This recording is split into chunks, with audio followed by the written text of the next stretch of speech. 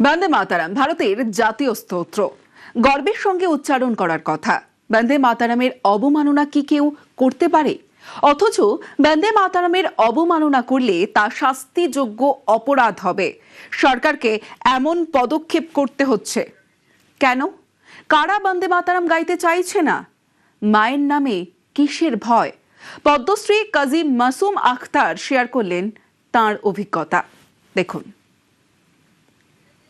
বন্দে মাতারামের অবমাননা করলে বা যদি বন্দে মাতারাম গাইতে কেউ বাধা দেন, তাহলে তা এবার থেকে গুরুতর শাস্তিযোগ্য অপরাধ হিসেবে গণ্য করা হবে, এই মর্মে পদক্ষেপ করা হচ্ছে। কিন্তু সে তো 1947 সালে দেশ স্বাধীন হয়েছে, এটা 2026। এত বছর পরেও স্বাধীন ভারতে বন্দে মাতারাম গাওয়া যাবে না, মায়ের নাম বলা যাবে না, মায়ের গান যাবে না, যাবে না। যদি কেউ মনে করে থাকেন তার জন্য শাস্তি রয়েছে। কিন্তু কারা মনে করে থাকেন? কেন এত বছর পরেও এটাকে শাস্তিযোগ্য অপরাধ হিসেবে এটাকে গণ্য করতে হবে, যে গণ্য তবেই লোকজনকে শাস্তি দিতে হবে, তাহলেই লোকজন এই বন্দে মাতরম গাইতে বাধা দেবে না, বন্দে মাতরমের অবমাননা করবে না? সত্যি কি এরকম হয় কোথাও? হ্যাঁ হয়, এরকম হয়েছে বলেই না আজ এই পদক্ষেপ করতে হচ্ছে। আচ্ছা, যদি আমি আপনাদের বলি যে আমাদের এই কলকাতাতেই এরকম হয়েছে, মেটিয়া বুরুজে হয়েছে, আপনি বিশ্বাস করবেন? আপনি বলবেন প্রমাণ কোথায়? প্রমাণ আমার সঙ্গে বসে আছেন, উদাহরণ আমার সঙ্গে রয়েছেন। পদ্মশ্রী পেয়েছেন যে শিক্ষক, সে শিক্ষকের মাথা ফেটে গিয়েছিল। কাজী মাসুম আক্তার আমার সঙ্গে আছেন। আমাদের কলকাতায় মেটিয়া বুরুজে এমন জায়গা আছে যেখানে জনগণ মন অধিনায়কও গাওয়া যাবে না, যেখানে বন্দে মাতরম গাওয়া যাবে না। মায়ের নামে কিসের ভয়? এরকম আছে জায়গা? মানে আপনার সঙ্গে কি হয়েছিল বলুন তো?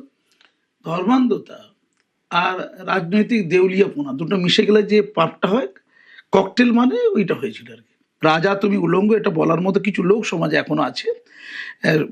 স্বামী বিবেকানন্দ যে ব্যক্তিত্বের কথা বলতেন, মেরুদণ্ডের কথা বলতেন, একটু মেরুদণ্ড কিছু কিছু লোকের আছে। তো ওখানে আমি মেটিপুরে যে একটা হাই সেকেন্ডারি মানে হাই স্কুলের হাই মাদ্রাসার হেডমাস্টার হয়ে গিয়েছিলাম, একটা হাই সেকেন্ডারি স্কুলের হেডমাস্টার ছিলাম।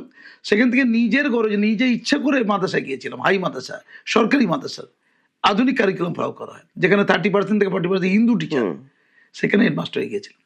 তো গিয়ে ওখানে তো সংস্কার সাধন করতে গিয়েছিলাম, তো আমার রুজি রুটির জন্য যাইনি, মানে নিজে বড় জায়গা থেকে ছোট জায়গায় গিয়েছিলাম, নিজের যেচে, সরকার বলেনি, আমি নিজে থেকে গিয়েছিলাম। মোটিভটা বুঝতে হবে, সংস্কার সাধন করার জন্য। ওখানে গিয়ে দেখলাম যে জাতীয় সঙ্গীতে তো কোনো গল্পই নেই, কিছু বোঝেই না। মানে ওখানে মানে একটা স্কুল শুরু হচ্ছে, তখন কোনো জাতীয় সঙ্গীত হয়তো অনন্ত অসীম প্রেমময় তুমি বলে একটা ইসলামিক গান আছে, ওটা হতো আর কি। তো সরকারি শিক্ষাঙ্গন তখন খাগড়াগড় বিস্ফোরণ হয়েছে, বর্ধমান বিস্ফোরণ হয়েছে, মাদ্রাসাগুলোকে দেখে দেওয়া হয়েছে, অনেক মাদ্রাসার বিরুদ্ধে অভিযোগ তৈরি হয়েছে।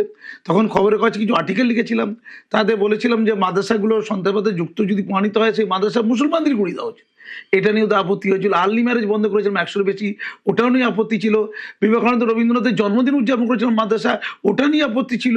আপনি একটা নির্দিষ্ট মোটিভ নিয়ে জয়েন করেছিলেন যে এই মাদ্রাসাটাকে ঠিকঠাক করতে হবে। ঠিক তাই, এখানে বন্দে মাতরম হবে, এখানে জনগণ মন অধিনায়ক হবে, এখানে রবীন্দ্র নজরুলের চর্চা হবে, এই মোটিভ নিয়ে আপনি গিয়েছেন। স্কুল যেরকম হয় আর কি। যাওয়ার পর কি ফেস করলেন? আমি ওটাই বলছি, একটা শিক্ষাঙ্গন যেমন হওয়ার কথা তেমন করা। আর একটা শিক্ষকের কাজ কিন্তু 4 দেওয়ালের ভেতরে নয়। একজন যদি শিক্ষক আদর্শায়িত শিক্ষক হয়ে থাকে, প্রকৃত শিক্ষক হয়ে থাকে, সে গোটা পৃথিবীর শিক্ষক। সেই ভাবনা থেকে আপনি গেলেন। আমি সেই জায়গায় আমি মোড়ে মোড়ে স্ট্রিট কর্নার করতাম, সচেতন করার জন্য, শিক্ষিত করে। স্কুলে কবি সম্মেলন করতাম, আপনি কল্পনা করতে পারছেন? লোক স্কুল ছেড়ে মাদ্রাসায় ভর্তি হচ্ছিল, ভোকেশনাল ট্রেনিং চালু হয়ে গেছিলাম, ছেলে মেয়েদের নাচ গান কবিতা নাটক শুরু করে দিয়েছিলাম, রাষ্ট্রবাদী শিক্ষা শুরু করে দিয়েছিলাম, জাতীয়তাবাদী শিক্ষা শুরু করে দিয়েছিলাম, ছেলে মেয়েদেরকে মূল ধারা শিক্ষা দেওয়ার চেষ্টা করেছিলাম। ছাত্রছাত্রীদের, বিশেষ করে ছাত্রীদের নিরাপত্তা বলে কিছু ছিল না। বাইরের বহিরাগত ছেলেরা স্কুল চলাকালীন সময় ক্লাসে ঢুকে ছাত্রীদের সাথে অসভ্যতা করতো। আমি কি মানে আমি ব্যাখ্যা করতে পারবো না। টোটালি ললেসনেস, ডিসিপ্লিনের ছিটে পড়া ছিল না। শিক্ষকরা 12টা আসতে দুটো পালাতো, আমি 10:30 থেকে 4:30 বাধ্যতামূলক করেছিলাম। শিক্ষকদের একটা অংশ আমার বিরুদ্ধে চলে গিয়েছিল। কি বলছেন আপনি? কি মৌলবাদীর কথা কি বলছেন? আমাকে হামলার পিছনে শিক্ষকদের ভূমিকা আছে। হিন্দু শিক্ষকরা গিয়ে বলছে ইমাম ওনাদের কাছে যে হিন্দুদের গান গাইয়ে মাদ্রাসাকে অবহিত করছে, আমরা হিন্দু, আমাদের বুকে লাগছে, আপনাদের বুকে লাগছে না। তার সাথে শাসক দল যুক্ত হয়েছে, যেহেতু সরকারের বিরুদ্ধে কথা বলতাম। ওরা বড় করতে গেলে কোনটা, ওই জাতীয় সঙ্গীতটা, রাষ্ট্রগীতটা, রাষ্ট্রীয় সঙ্গীতটা কি, ওটা নাকি হিন্দুত্ববাদী গান, ভারত ভাগ্য বিধাতা আছে, চলবে না।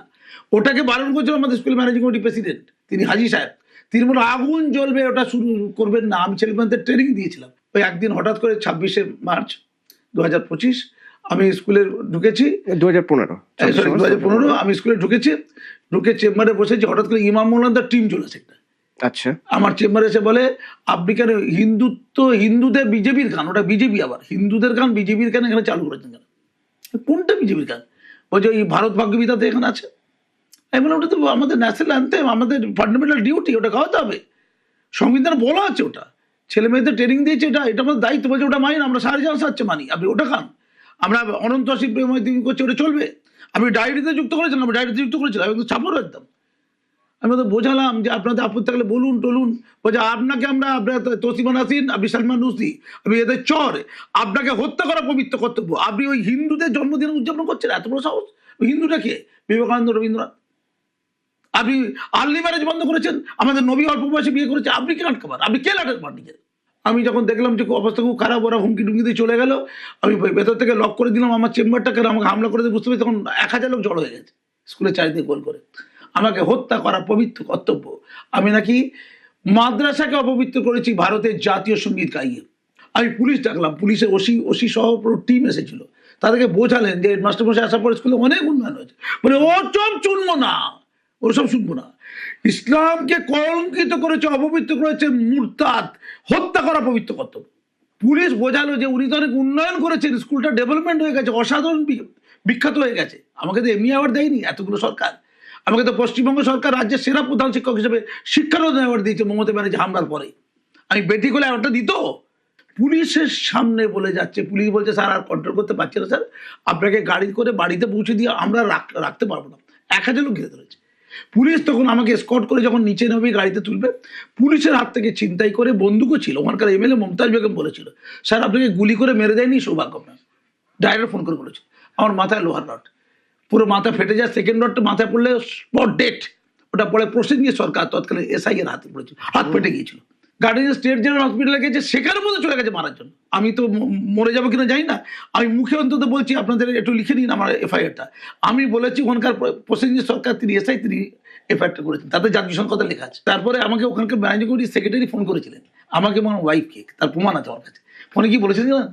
যে আপনার সব ভালো, আপনি প্রকৃত মুসলমান হতে পারেননি, পয়েন্ট টু বি নোটেড, আপনার সব ভালো, আপনি আদর্শ মুসলমান হতে পারেননি, আপনাকে মাদ্রাসা ঢুকতে দেওয়া যাবে না। আপনি বুঝুন সার্ভিস কমিশনের মাধ্যমে গেছি, কিন্তু কোর্টে যাবার পরে কোর্টকে কি বলা হয়েছে, কোর্টে মামলাটা গেছে, কোর্টকে বলা হয়েছে অপরাধীদেরকে খুঁজে পাওয়া যাচ্ছে না। আমি বলেছিলাম কি কালারের লুঙ্গি পরে আছে আর কি দিয়ে ভাত খাচ্ছে এটা বলে দেবো, নাম বলে দিচ্ছি আমি।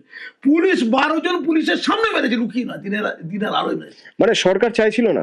না, সরকার, মুখ্যমন্ত্রী আমাকে ডেকেছিলেন বাড়িতে, ডেকেছিলেন, ডেকে বলে মুখ্যমন্ত্রী তৎকালীন মুখ্যমন্ত্রী আছে, গুলিয়ে যাচ্ছে ওইটার মাথায় খুব বড্ড ঘোরে আর কি। তো তিনি মাননি আর কি, তিনি ডেকেছিলেন, ডেকে বললেন স্যার আপনার সম্পর্কে রিপোর্ট এসছে, আপনি অত্যন্ত ভালো মানুষ, কালীঘাটে বলেছেন আমাকে ডেকে, আপনি অনেক ভালো মানুষ, আপনার নিরাপত্তা কোনো ঠিক নেই, আপনাকে অন্য জায়গায় আমরা ট্রান্সফার করবো, কমিশনার পুলিশের রিপোর্টে তাই লেখা আছে, আপনাকে ওখানে পাঠানো যাবে না। আমি ওখানেই যাবো। তারপরে মুখ্যমন্ত্রী বললেন আপনাকে সর্বশিক্ষা চেয়ারম্যান আরো সব বড় বড় জায়গা দিয়ে দেবো, আপনাকে আর হেডমাস্টার থাকতে হবে না। আমি হেডমাস্টারই থাকবো, আমি একটু বেশিও নেবো না, কমও নেবো না, কোনো তোষামদি নেবো না, আর ওই মাদ্রাসাতেই যাবো।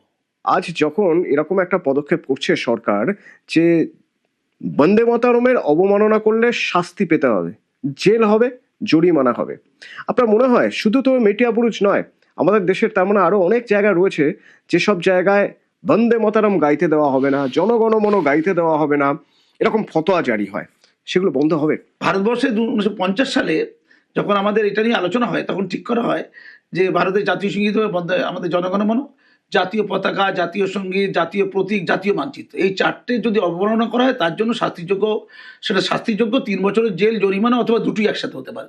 কিন্তু সেই সময় ঠিক করা হয়েছিল বন্দে মাতরম জাতীয় স্তোত্র, জাতীয় গান, এটা করার পরেও বন্দে মাতরমকে সম্মান দেওয়া হয়নি ধর্মীয় কারণে।